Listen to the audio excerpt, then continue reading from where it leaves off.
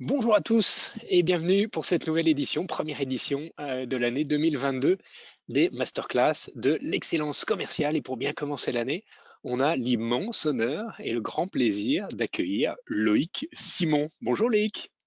Bonjour Roland, bonjour Margot. Donc Loïc, fondateur du Social Selling Forum et du Alternative Forum, grand communicant sur les réseaux sociaux devant l'éternel. Et aujourd'hui, on va parler de vente inversée. Tout se chamboule, même la vente. Et c'est un concept qu'on connaît déjà depuis longtemps en marketing.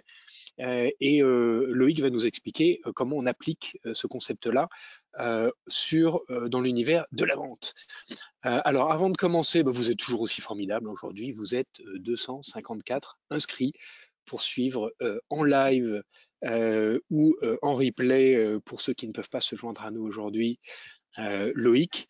La semaine dernière, enfin plutôt, c'était pas la semaine dernière, c'était déjà il y a 2 semaines, nous avions accueilli Fabien Meurice, le directeur de la professionnalisation et de l'école des ventes de la Poste Business Solutions pour parler de lean management. Il y a un nouveau directeur RH à la Poste Business Solutions qui vient de Michelin et qui a instauré le lean management, impulsé le lean management dans les équipes commerciales à la Poste. Un entretien absolument passionnant que je vous invite à retrouver sur notre chaîne YouTube ou sur votre plateforme de podcast préférée.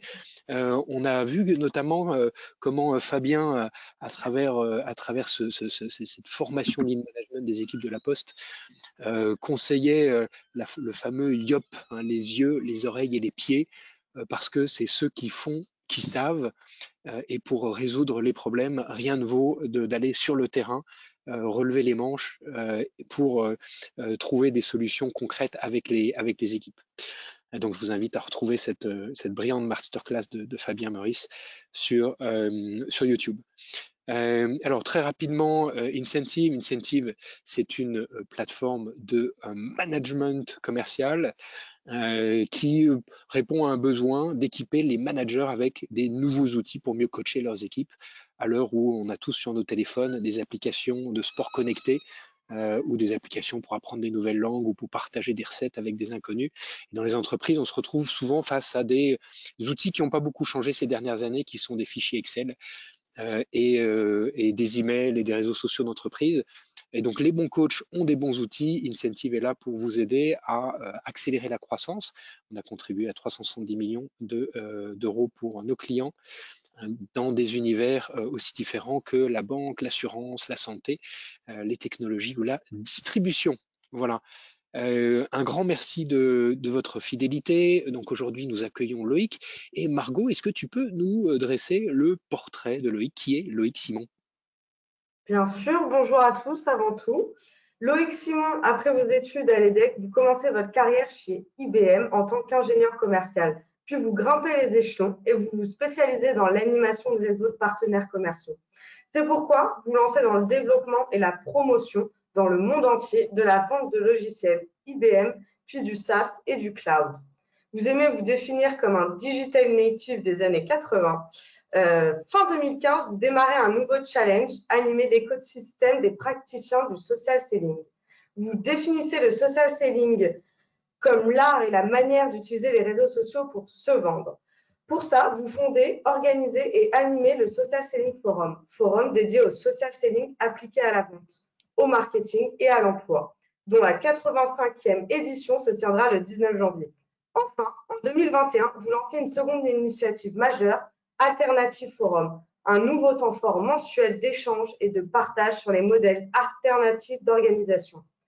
Les participants y trouvent un lieu de rencontre pour imaginer ensemble des solutions de gouvernance et de management pour accélérer les transitions vers une économie plus responsable et trouver des réponses aux enjeux socio-écologiques. C'est donc en tant que praticien passionné que vous venez nous parler de la vente inversée et de son impact sur les organisations marketing et commerciales en 2022. Wow, merci Margot, super. Et en fait, je préfère de loin le terme praticien passionné que expert ou spécialiste. En fait, voilà. Hein, ok, C'est vrai qu'avec Avec cette S expérience alternative, extraordinaire, tu as un c'est alternative forum avec un S portrait. au milieu. Hein. Vas-y. Pardon, Loïc? Non, je disais c'est Alternatives Forum avec un S au milieu. Hein, voilà. Et avec un hashtag dedans, Alternatives comme Forum, social absolument. science. Voilà. Absolument. Alors, on va commencer peut-être par ce concept de vente inversée. On connaît le pull marketing avec toute la création de contenu pour générer de l'intérêt du client pour la marque, puis ensuite de la marque vers le produit. En B2B, maintenant, on estime qu'il y a plus de 50% des budgets marketing qui sont orientés vers le pull marketing plutôt que le push marketing. Aujourd'hui, on va parler de vente inversée. Alors, qu'est-ce que c'est que la vente inversée, Loïc? Alors déjà, c'est dans un contexte plutôt de vente qu'on appelle complexe ou d'achat complexe, dans lequel vous avez des équipes commerciales, vous avez des dirigeants commerciaux, vous avez face à des équipes qui vont travailler de manière solidaire, et face à vous, vous allez avoir d'ailleurs une équipe, un centre d'achat, un certain nombre de personnes qui vont faire l'achat de cette chose relativement complexe, comme par exemple les logiciels d'incentive ou comme par exemple des services complexes de consulting, etc., ou des machines-outils, ou ce genre de choses. Hein. On est donc dans ce contexte-là. Et dans ce contexte-là, la vente inversée, en fait, ça consiste à ce que les commerciaux aient une relation transactionnelle, commerciale, dans les rendez-vous, dans toute leur interaction avec les clients, dans lesquels, justement, l'écoute et le questionnement sont inversés. Je m'explique. D'habitude, on dit toujours, depuis 45 ans que je fais de la vente complexe, parce que moi j'ai commencé, vous voyez, j'ai 65 ans, donc ça fait un peu plus que 40 ans que je fais de la vente. Eh bien, on a toujours dit, hey, toi le commercial, tu as 2 oreilles et une bouche, c'est pour écouter 2 fois plus le client que pour parler. Hein. Vous vous souvenez de ça? C'est un paradigme qu'on entend encore énormément. De même façon, on dit, hey, dans la première visite que tu vas faire chez ton prospect, tu vas le questionner, tu vas l'interroger sur ses besoins, etc. Tu vas le laisser parler, tu vas le laisser pitcher son besoin, etc. D'accord? Ça, on connaît bien. Dans la vente inversée, c'est l'inverse. Dans la vente inversée, c'est le client qui interroge, qui questionne le vendeur, le commercial. Hein. C'est le client qui écoute et c'est le commercial qui parle plus. Et donc là, c'est l'inverse. C'est le client qui a 2 oreilles et une bouche, en fait. Pourquoi? Et on va voir après quelles sont les caractéristiques ou les prérequis d'ailleurs, hein, et les avantages de cette vente inversée. Et parce que tout simplement, le commercial est connu d'avance par le client avant le premier rendez-vous, qu'il soit physique d'ailleurs ou en visio-vente. Hein, d'accord? Et il est connu d'avance pourquoi? Parce qu'il sait exprimer sur un certain nombre de supports, comme les réseaux sociaux, par exemple, on parle de LinkedIn beaucoup, on parle de social selling. Donc, le vendeur a exprimé ses convictions, a exprimé sa compétence, a créé la confiance par des interactions avec ses prospects et ses clients. Et comme il a créé la confiance, et comme il a montré tout ce dont il savait parler, en fait, et tout ce qu'il savait apporter comme valeur ajoutée, comme valeur éducative, comme solution, etc., à ses clients, lorsqu'il va venir voir le prospect pour cette première vraie visite transactionnelle pour laquelle il y a bien sûr un besoin, etc., eh bien, le prospect va s'attendre, le client futur va s'attendre à ce que ce commercial passe en fait comme un show en live qu'il connaît déjà parce qu'il l'a déjà vu interagir par le passé dans les semaines, les jours, etc. qui ont suivi, qui ont précédé sur, entre autres, les réseaux sociaux, que ce soit d'ailleurs par des posts, par des interactions, par des commentaires, par des vidéos, par des podcasts, par ce que vous voulez en fait. Hein. Et donc c'est le client qui va interroger, un peu comme dans une classe inversée aussi, où c'est les élèves qui ont déjà pris plein d'informations au préalable et qui vont poser des questions au professeur. Ce n'est plus l'inverse, en fait. Voilà.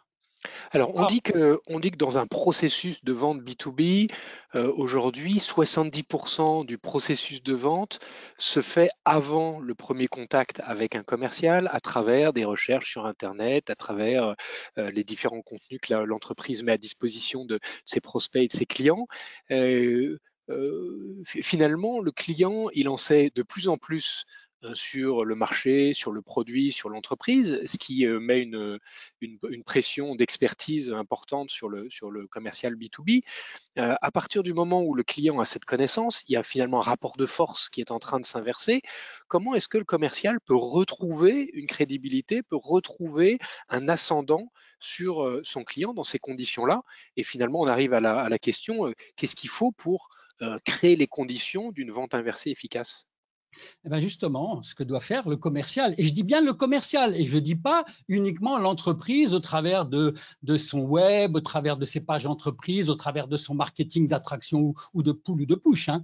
Le commercial doit être positionné dans la tête du client comme étant un praticien qui connaît bien le sujet dont on va à un moment donné parler. C'est-à-dire que dans le domaine de solution de ce commercial, le commercial sait s'exprimer, sait montrer les convictions qu'il a, sait montrer les compétences qu'il a pour aider ses clients, pour aider ses prospects à progresser dans leur parcours d'apprentissage, d'accord? Lié par exemple aux incentives pour les commerciaux, je ne sais pas quoi, d'accord? Et il va le faire au préalable sur les réseaux sociaux. Et on verra d'ailleurs après comment le marketing va l'aider à faire ça, hein, d'accord?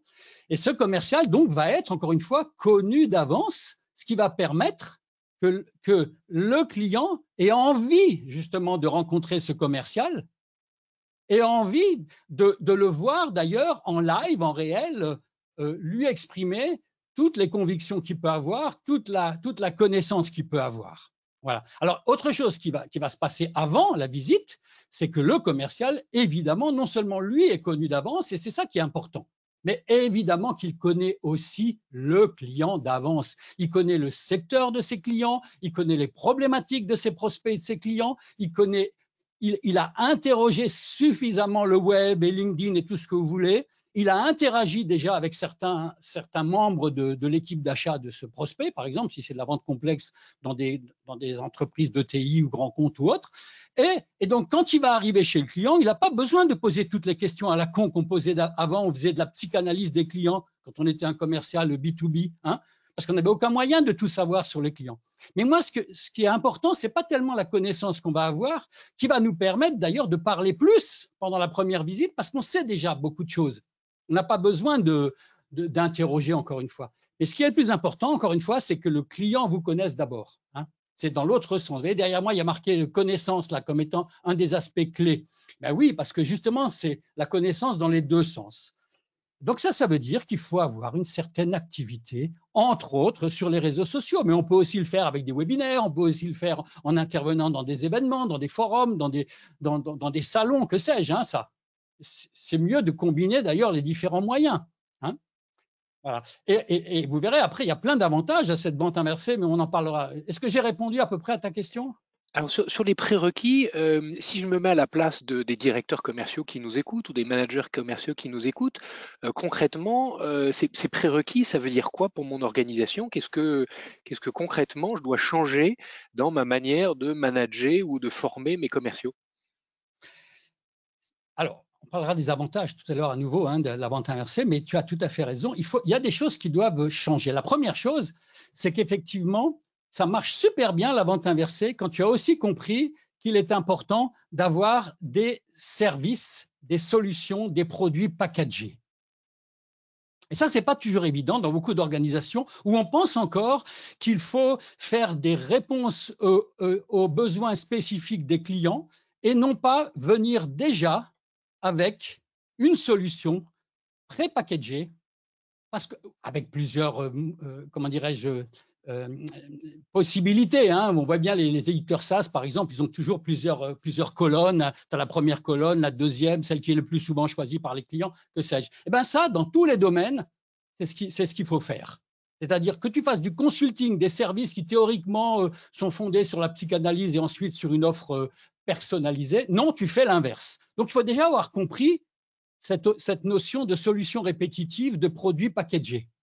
Pareil pour les tarifs, d'ailleurs. Il faut avoir en tête, d'ores et déjà, un ancrage possible du tarif dans la tête du client. Ce qui fait que dans la première visite, d'ailleurs, le client il saura déjà à quelle sauce il peut être mangé en termes de tarifs potentiels et en termes de solutions. Ça accélérera d'ailleurs beaucoup la vente. Hein, d'accord ? Donc, mais il faut s'y préparer à ça. Et ça, ce n'est pas toujours évident, d'accord ? En termes dans les sociétés. L'ancrage tarifaire, les solutions répétitives, arrêter d'être totalement mystérieux avant la phase de proposition. Hein. Bon, ça c'est une première chose. Deuxième chose, il faut mettre le marketing. Alors, au niveau du directeur commercial, il faut qu'il pense plus en tant que directeur de casting, comme dirait mon ami Philippe Deliège. D'ailleurs, ça me permet de faire la pub tout de suite du meilleur livre de social selling et de vente des années 2020, qui est celui-ci, Être connu d'avance accélère la vente. Et là-dedans, vous retrouvez beaucoup plus d'ailleurs que ce que je vais vous raconter aujourd'hui. Et Philippe et moi, on a beaucoup travaillé ensemble à un moment donné, dans les années 2016, etc. Et on a beaucoup partagé sur ces sujets de vente inversée et plus d'ailleurs, de social selling. Donc, ce que je disais, c'est que le directeur commercial va plutôt être en capacité d'être ce que Philippe appelle un directeur de casting, et donc faire en sorte que ce soit le bon commercial ou la bonne équipe ou le bon duo de technico et de commercial qui aille chez le client au bon moment. Hein. Voilà. Ça veut dire aussi que très sérieusement, la vente inversée, si on veut vraiment la faire, ça va aussi remettre en cause certains paradigmes traditionnels de quoi les quotas, les objectifs, les territoires, les incentives, les paiements aux variables, etc., par rapport à tout ce qui est solidaire, tout ce qui est équipe, tout ce qui est vraiment se mettre au service inconditionnel des clients, etc. Mais ça, c'est un autre sujet qu'on pourra traiter à un autre moment. Hein. Mais ça aussi, ça va en faire partie. Et sur le plan du marketing, ça, c'est un aspect important. Sur le plan du marketing, on ne considère plus que le commercial est un ambassadeur de la marque, par exemple, ou que le commercial est au service du marketing et qui va uniquement être utilisé quand il va s'agir d'aller voir le client pour un projet et puis ensuite de faire du closing. Hein. Mais au contraire, on va positionner les dirigeants, comme toi, Roland, hein, aussi, qui est un commercial, qui est le premier de la boîte, hein, on va positionner les commerciaux, pas celui qui est junior et qui va se tirer une fois qu'il aura fini son alternance, mais les commerciaux qui vraiment ont la bouteille nécessaire ou l'allant nécessaire, on va les positionner dans la tête des prospects longtemps dès le début du processus d'achat, dès le début d'un potentiel processus d'apprentissage du pourquoi, du comment et avec qui le prospect pourrait travailler. D'accord ? Donc, le marketing se met en fait au service de la marque personnelle, de l'emblème. Alors, d'ailleurs, Philippe est en train d'écrire un deuxième bouquin là-dessus, qui je pense va être très intéressant. Le marketing va se mettre au service en fait de la progression de la connaissance par les prospects et clients de tel et tel commerciaux, de tel et tel dirigeant. Hein. Ça veut dire que ce n'est plus les commerciaux qui sont au service du marketing et du processus marketing-vente, c'est le marketing qui pousse et qui monte en compétences aussi, en formation et tout ce que vous voulez, et en visibilité et en crédibilité. Il outille également les commerciaux avec les bons contenus, évidemment, si c'est nécessaire, avec tout ce qu'on dit d'habitude. Hein. Mais il fait en sorte que le commercial soit connu d'avance avant le début du premier rendez-vous réel avec le client. Hein. Voilà. Alors, j'ai une question. Beaucoup de directeurs commerciaux au marketing qui ne sont pas prêts à entendre ce discours-là, je peux vous le dire aujourd'hui. Ouais. Hein. J'ai une question, Loïc. Quand on a une petite équipe grand compte avec 5-10 commerciaux qui ont chacun 2-3 comptes, là, on voit bien comment le marketing peut se mettre au service du commercial. Si j'ai une organisation avec 400 commerciaux, comment est-ce que j'industrialise cette approche du marketing au service de la marque du commercial ? Alors d'abord, si tu as 400 commerciaux en France, par exemple, on peut se poser la question, est-ce que tes commerciaux existeront encore dans quelques années? Parce que c'est peut-être que tu fais de la vente pas très complexe, d'accord, hein, dans ton domaine, ou que tu essaies et que demain, ces commerciaux, de toute façon, ils vont être remplacés par du self-service, par de l'intelligence artificielle, d'accord, ou par ce genre de choses. Donc, pour moi, là, effectivement, je ne fais pas. Hein, si on est dans ce contexte-là. Si maintenant, tu as vraiment 400 commerciaux qui font de la vente qui interagissent avec des clients sur ce qu'on appelle encore une fois des achats complexes. Hein, et ça veut dire quoi? Ça veut dire qu'il y a des longs cycles de vente, qu'il y a vraiment un risque fort à acheter tel ou tel produit, que ça vous engage sur plusieurs années, qu'il y a un comité d'achat qui va intervenir avec plein de personnes, dont les stagiaires, mais également les financiers ou autres qui vont intervenir dans le processus d'achat, que vous connaissez les méthodes comme Challenger Customer ou Challenger Sale, etc. D'accord? Si on est dans ce contexte-là et qu'on a 400 commerciaux, on a normalement, il faut aussi avoir derrière des gens qui les soutiennent. Et ce n'est pas juste un marketeur ou un directeur marketing. Il y a aussi une équipe derrière, d'accord, pour les soutenir. Et on peut aussi utiliser d'ailleurs de la sous-traitance.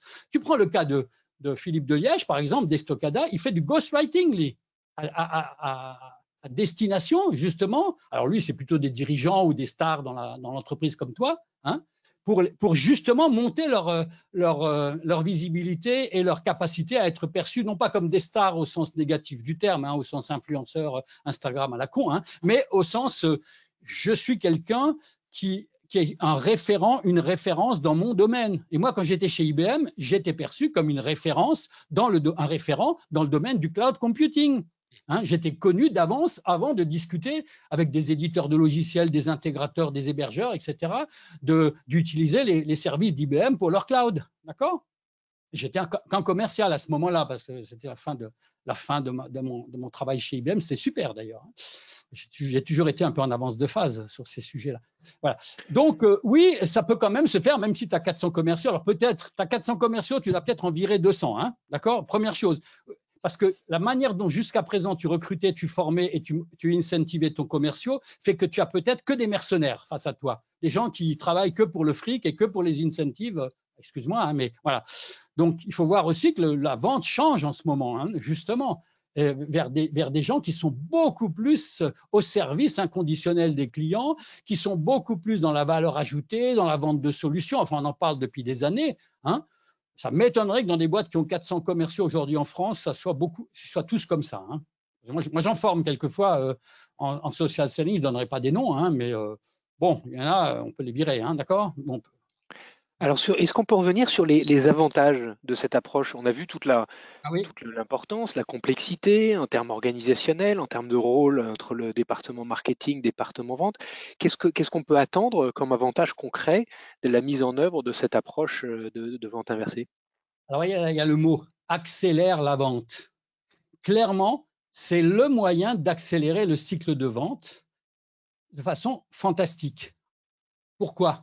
Parce qu'effectivement, si vous imaginez que vous n'avez pas besoin de vous présenter, par exemple, quand vous venez dans la première visite avec le client, il vous connaît déjà, d'accord? Il n'a pas besoin de se présenter pendant des heures et des heures. Vous n'avez pas besoin, puisque vous avez des solutions répétitives, puisque vous avez une capacité à ancrer des tarifs, vous n'avez pas besoin de revenir X fois et de faire des rendez-vous X fois avec le client. Et très souvent, dans ce contexte-là, on vend à la première visite. Alors peut-être pas quand c'est des centrales nucléaires, hein, c'est autre chose, mais voilà. Moi, aujourd'hui, et Philippe et plein d'autres, on vend en général à la première visite chez le client. Parce qu'on a déjà prévendu avant, il nous connaît, il a confiance. Et là, c'est pareil, la confiance précède la confidence. Si vous avez quand même quelques questions à poser au client, comme il est déjà en confiance avec vous avant la première visite, eh bien, si vous voulez quand même un peu le psychanalyser sur certains aspects, il sera content de vous donner, de vous répondre. Hein. Et ce que vous aurez fait surtout, c'est que votre pitch, il va être directement bien ciblé par rapport aux problématiques que vous connaissez déjà hein, chez le client normalement, hein, si vous avez bien fait votre travail. Hein, puisque le client vous a appelé parce qu'il s'était auto-qualifié d'ailleurs, ou vous l'avez appelé parce que c'est quelqu'un qui peut vraiment avoir besoin de vos services. Hein. Attention, là, on est aussi dans un contexte où il va falloir mélanger ces différentes composantes dont j'ai parlé tout à l'heure pour faire en sorte d'être en face des bons clients au bon moment. Hein, d'accord ? Et dans ce cas-là, autre chose, comme vous avez une offre pré-packagée, dès la première visite, il sait à quelle sauce il peut être mangé. Comme vous avez un ancrage tarifaire, dès la première visite, il sait si ça peut le faire ou pas. Comme on sait qu'il a plusieurs autres parties prenantes dans l'entreprise qui vont participer à l'achat, il a déjà tous les éléments pour discuter avec ses collègues, si c'est le challenger customer qui va bien, hein, si c'est la bonne personne, hein, d'accord, dans la société. Alors, évidemment, hein, si vous voyez n'importe quel personne qui n'est pas en charge réellement de ce projet, ça ne va pas le faire. Hein. Voilà. Autre chose, vous avez le delivery ensuite peut aussi être facilité. Parce que comme vous faites de la vente répétitive, de solutions répétitives, bah, c'est plus facile de délivrer de services derrière. Hein. Et vous avez moins de loups qui arrivent par la suite parce qu'on a vendu un super projet à un client, puis derrière, on se rend compte que ça ne le fait pas. Hein. D'accord ? Donc, il y a beaucoup d'avantages, le taux de conversion, etc., etc. Mais encore une fois, c'est dans la rapidité, l'accélération de la vente dont on sait qu'elle est basée sur la confiance hein, au départ. Et encore une fois, le fait d'être connu d'avance fait qu'on est déjà en confiance. Hein voilà. Bon, j'aurais d'autres choses. Concrètement, si on revient sur la mise en œuvre pragmatique, mettons que j'ai une organisation, alors peut-être pas 400 commerciaux, on va prendre une organisation avec 70 commerciaux qui sont sectorisés. Alors qui sont soit sectorisés géographiquement, soit qui sont sectorisés par industrie, parce qu'il y a des besoins spécifiques de mes produits ou de mes services à chaque industrie. Comment est-ce que concrètement l'organisation peut mettre en œuvre cette démarche du marketing au service de l'image et de la notoriété du commercial et comment je peux combiner ça avec une segmentation? Alors, écoute, c'est pas très différent de la manière dont aujourd'hui on fait de la vente de solutions, hein, telle qu'elle est promue par tout le monde, hein, y compris mes copains des DCF et compagnie, hein, d'accord ? C'est pas différent. La seule chose qui va être différente, c'est que tu vas faire en sorte que tes commerciaux soient vraiment actifs sur les réseaux sociaux, comme je l'ai dit tout à l'heure, et ne soient pas simplement des pions sur les réseaux sociaux, ou ne soient pas simplement des gens à qui on dit d'utiliser Sales Navigator pour espionner les clients. Et de jamais s'exprimer, parce que c'est ce qui se passe aujourd'hui. La plupart des commerciaux dans ces boîtes qui ont 60 commerciaux, ou même 10 d'ailleurs, ou même 5, hein, c'est que les commerciaux, ils ne sont pas, comment dirais-je, réellement sur LinkedIn, par exemple, pour être connus d'avance. Ils ne sont pas social sellers aujourd'hui. Moi, je le sais parce que ça fait des années avec Philippe et autres qu'on se forme, entre guillemets, des gens à faire du social selling. On pisse dans un violon en général, parce que derrière, justement, les directeurs commerciaux, c'est eux qui n'ont pas viré leur cutie par rapport à tous ces sujets-là. Donc, ça commence d'ailleurs par le fait que le directeur commercial, en espérant qu'il est un peu plus comme celui de Cégide que tu as interviewé il y a quelques... Hein, d'accord, puisse bien comprendre tout ça. D'accord, comprendre qu'il y a des choses qui ont changé. Et ça, ce n'est pas évident. C'est pour ça qu'il faut lire le bouquin de Philippe, qui est orienté d'ailleurs directeur commercial et marketing, et non pas trucs et astuces LinkedIn, dont on n'a rien à péter. D'accord, hein, ce n'est pas les trucs et astuces qui sont importantes là-dedans, c'est la stratégie qu'on met en place. Et donc, ce qu'il faut, c'est commencer par ça. Une fois que les directeurs commerciaux et marketing sont persuadés du pourquoi et du comment de la vente inversée, d'accord, derrière, ça veut dire former les commerciaux aux réseaux sociaux correctement. Ça veut dire effectivement mettre derrière eux une petite équipe, y compris et potentiellement avec des gens externes, hein, qui vont les coacher, qui vont les emmener, qui vont les faire en sorte qu'ils existent effectivement sur les réseaux sociaux. Alors, ça veut aussi dire qu'en termes de spécialisation des commerciaux, attention, hein, il faut revoir la manière dont chacun peut effectivement être un spécialiste, un praticien dans son domaine. Si par exemple tu travailles avec des entreprises qui aujourd'hui se spécialisent dans les plateformes NFT, blockchain, crypto-monnaie, etc. Et si tu n'y comprends rien du tout là-dedans, si tu n'as jamais été formé, si tu arrives comme un cheveu sur la soupe, dire « Oh, moi je suis un vendeur relationnel, je vais discuter avec vous de quoi vous avez besoin pour faire votre plateforme NFT ou je ne sais pas quoi », ben, tu vas être rembarré, d'accord, hein. Donc il faut vraiment que les commerciaux ils comprennent les secteurs d'activité dans lesquels ils vendent quelque chose, et qui comprennent évidemment les avantages, ce que leurs produits vont vraiment apporter, ce que leurs services vont vraiment apporter pour répondre aux enjeux des clients. Hein. Donc, ils savent éduquer le client. Un commercial, il faut leur apprendre à éduquer le client sur pourquoi j'ai besoin de me transformer, comment je peux faire pour me transformer, quels sont les critères de choix d'une solution, quels sont les critères de choix d'un bon partenaire qui va m'aider à me transformer, etc. Et non pas je sais faire une démonstration de la plateforme incentive, on n'a rien à foutre de ça, d'accord, dans ce contexte-là. Ce n'est pas ça l'important. Dire attends, y a plein de gens qui ont travaillé, ils ont fait venir des prospects, et toi tu vas juste faire la démo et tu fais le closing. Bon, c'est pas ça, hein, encore une fois. Donc ça veut dire qu'il faut avoir cette approche de challenger customer, cette approche de solution selling dont on parle tout le temps, quoi, hein, réellement. hein. Et donc, ça, c'est le prérequis. Après, le reste, c'est simple, c'est tu deviens un social seller, hein, et tu comprends qu'effectivement, tu dois te faire connaître d'avance par tes prospects et tes clients, et que quand tu vas aller finalement les rencontrer, c'est toi qui es en position de pitcher et le client qui va être content que tu viennes et va te demander de parler beaucoup plus que lui, contrairement à ce qu'on pense. Et c'est là que je ne supporte plus les gens qui disent il faut que les vendeurs écoutent 2 fois plus, il faut qu'ils questionnent le client en permanence, il ne faut pas parler. Mais ça, mais ça fait même 10 ans que je fais plus ça. Mais bon, ok, c'était bien dans les années 80, 90, peut-être pour certains au début des années 2000, parce qu'ils découvraient la vente complexe ou la vente que nous, on faisait dans l'informatique ou même dans les logiciels il y a 20 ans, quoi. Hein. Bon, voilà. Donc, Et alors Loïc, comment est-ce que ça transforme le rôle du manager de proximité qui est au cœur de beaucoup de transformations? On travaille énormément avec nos clients sur comment est-ce qu'on aide les managers à devenir de meilleurs coachs parce qu'on sait que les transformations, elles réussissent quand on a embarqué le management intermédiaire et elles échouent si on a échoué à embarquer ce management intermédiaire. Quel est le nouveau rôle du management de proximité dans cette vente inversée?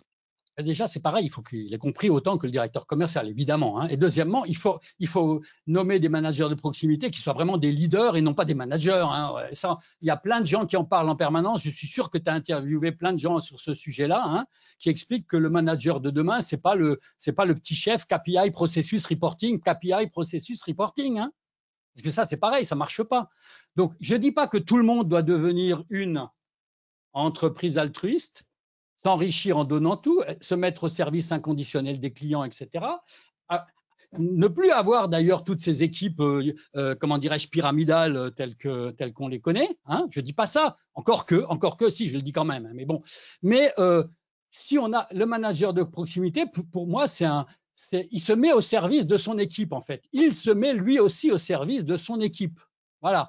C'est dans l'autre sens. Hein. Il met son ego au service du projet. Il met pas son équipe aussi. Mais tout ça, c'est plutôt des questions que tu peux traiter avec plein d'autres personnes qu'avec moi. Hein. Ça n'a rien de spécial par rapport à la vente inversée non plus. Hein. Voilà.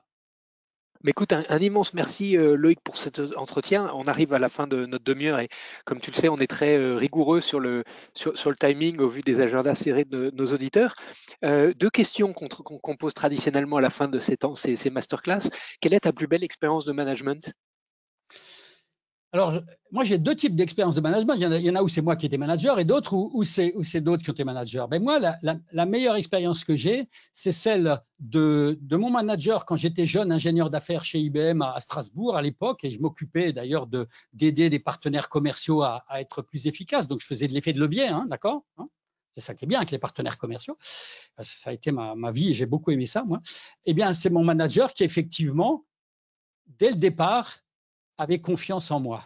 D'accord. Ma plus belle expérience, c'est le 2e ou 3e manager, chef des ventes chez IBM, on appelait ça, que j'ai eu, qui effectivement, voyant que j'étais quelqu'un qui était passionné par ce que je faisais, qui était innovant, etc., eh bien, il m'a laissé faire, justement. Il m'a laissé faire. Il m'a enlevé la bride du cou. D'accord. La première année de territoire, je me souviens, je me suis complètement planté d'ailleurs, comme souvent, parce que j'étais en charge d'affaires nouvelles en Haute-Saône, Belfort-Montbéliard. Hein. Et la 2e année, j'ai fait 150% de mon quota. Et puis après, j'ai été dans ce qu'on appelle les leaders, etc. À l'époque, on allait en voyage. J'espère qu'on n'y va plus d'ailleurs dans des endroits comme Dubaï et compagnie. Voilà. OK. Donc ça, c'est mon expérience, c'était justement d'avoir le bon chef des ventes, le bon leader et non pas juste le KPI processus reporting. Qui te fasse confiance, voilà. Qui te fasse confiance et qui te laisse libre. Et ta citation préférée, Loïc? Don't ask for permission, just do it. Ne demandez pas la permission. Alors, si vous êtes un commercial, par exemple, hein, dans une entreprise, moi j'étais chez IBM, hein, ne demandez pas la permission à votre marketing, ne demandez pas la permission à votre directeur commercial ou à votre manager qui peut-être est un de ces petits chefs KPI processus reporting. Vous faites, y compris contre, quelquefois, le marketing. C'est ce qui m'est arrivé à la fin chez IBM quand je faisais le Club Alliance pour le cloud. Ça leur hérissait le poil de voir que je faisais entre guillemets du marketing. Pour eux, c'était du marketing et pas de la vente. Alors que j'utilisais déjà depuis des années les blogs, les réseaux sociaux, etc. Justement. Ben, faites-le. Parce qu'une fois que ça aura réussi, il y aura le directeur marketing qui viendra vous voir et dire « Oh, félicitations, nous avons fait un truc génial cette année, etc. » Donc, don't ask for permission, just do it. Et après, just do it. Quelle phrase extraordinaire pour commencer 2022 avec toi, Loïc. Un immense merci. Quelques ressources, quelques idées bonus. Alors bien sûr, ta newsletter, hein, la newsletter Alternatives sur LinkedIn, ta chaîne Social Selling Forum également sur YouTube, où on va retrouver l'ensemble de tes interventions et des vidéos. Le livre que tu as mentionné de Philippe de Liège, Être connu d'avance, accélérer la vente, hein, devenir social seller, le livre à destination des directeurs et des managers commerciaux. Et puis un livre de trucs et astuces hein, de Jordi Manet, 22 stratégies push et pull pour attirer les nouveaux clients. Un immense merci de votre fidélité, un immense merci à Loïc pour ton enthousiasme et ta passion autour de cette vente inversée, avec certaines idées reçues que tu viens de bousculer avec justesse. C'est exactement ce qu'on adore dans les masterclass de l'excellence commerciale, c'est de repartir avec dans notre bagage quelques idées à mettre en œuvre dès la semaine prochaine. Et je vous invite à vous inscrire dès maintenant pour un entretien absolument exceptionnel avec Jacques Attali la semaine prochaine. Ce sera le 13 janvier à 11h30. Il viendra nous présenter son ouvrage, son dernier ouvrage, Faire réussir la France, 30 réformes majeures et 250 actions urgentes. Il a tenu à venir présenter cet ouvrage auprès de la communauté des directeurs commerciaux que nous représentons parce que les directeurs commerciaux, les directeurs et les managers commerciaux, c'est-à-dire vous, c'est vous qui faites la croissance de la France et Jacques Attali viendra répondre à toutes vos questions et présenter son dernier livre la semaine prochaine. Je vous souhaite à tous une excellente journée. Merci encore Loïc pour ton enthousiasme et pour cet entretien exceptionnel. Et je vous donne rendez-vous à tous la semaine prochaine. Au revoir. Merci à toi, merci. Retrouvez-moi Merci Loïc. d'ailleurs. Hein.